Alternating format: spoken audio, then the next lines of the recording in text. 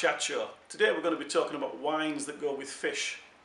Now, fish is a rather delicate meat, and usually the rule with food and wine is that you want a wine that's slightly lighter than the food itself, and wine should always complement the food as opposed to the other way around. With fish, however, it's slightly different.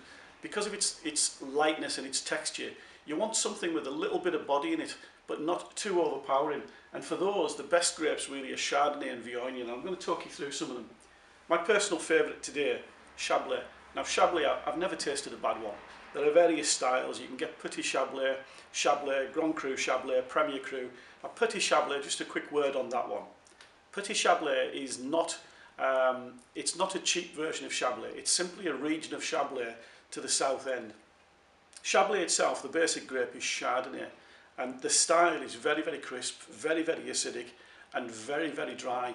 And they sometimes are known to have a kind of a flinty, stony taste.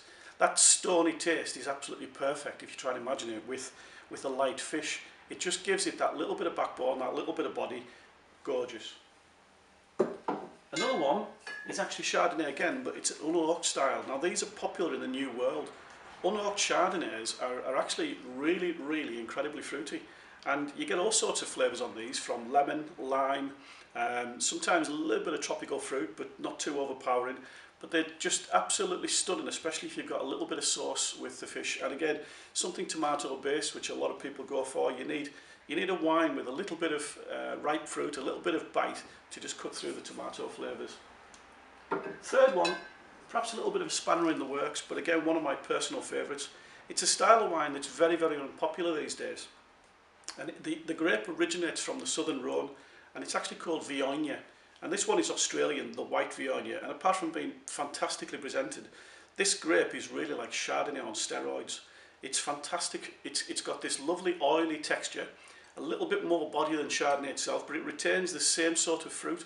So you get these lovely apples, lychees, those sort of flavours, but you don't get the acidity that you often get with some of the other white wines, such as Sauvignon. It's what I would call a fat wine, and it leaves your palate feeling that you've really enjoyed a meal, and it leaves it nicely fresh and clean. Anyway, personal favourite today would still have to be the Chablis. As I say, I've never tasted a bad one, and you can never go wrong. Chablis range in price from £6 up to about £70, but you can always get a cracking one for around about 12 or 13. You won't go wrong. Thank you.